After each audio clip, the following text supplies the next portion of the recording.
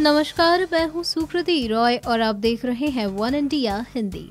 लोकसभा चुनाव की तैयारियां जोरों पर हैं। चुनाव की तारीखों का ऐलान हो चुका है और इसी के साथ आदर्श आचार संहिता लागू हो चुकी है। अब किसी भी तरह की सरकारी घोषणाएं, लोकार्पण, शिलान्यास नहीं होगा। इसी बीच खबर आई है कि आचार संहिता लगने से ठीक एक दिन पहले दिल्ली में भारतीय जनता पार्टी को दिल्ली विकास प्राधिकरण यानी कि DDA ने 2 एकड़ जमीन आवंटित की थी। एक रिपोर्ट के अनुसार आदर्श आचार संहिता लागू होने से एक दिन पहले केंद्र ने अपने मुख्यालय के लिए बीजेपी को दिल्ली के बीच में अतिरिक्त 2 एकड़ जमीन के आवंटन के लिए 3 साल पुराने प्रस्ताव को मंजूरी दे दी। चुनाव आयोग द्वारा चुनाव की तारीखों की घोषणा से एक दिन पहले 9 मार्च को दिल्ली विकास प्राधिकरण ने दीनदयाल उपाध्याय मार्ग पर 2.189 एकड़ भूमि के उपयोग के लिए एक मसौदा अधिसूचना जारी की।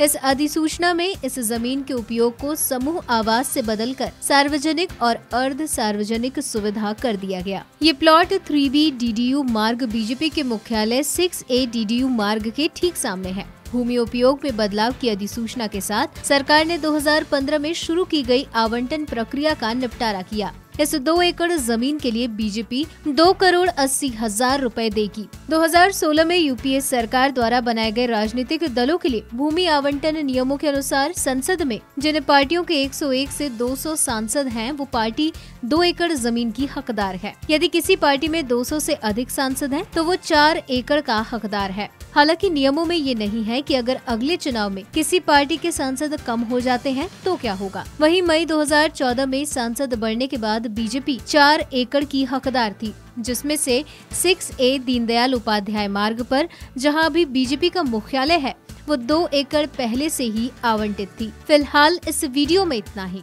ऐसी ही कई अन्य जानकारियों के लिए बने रहिए हमारे साथ।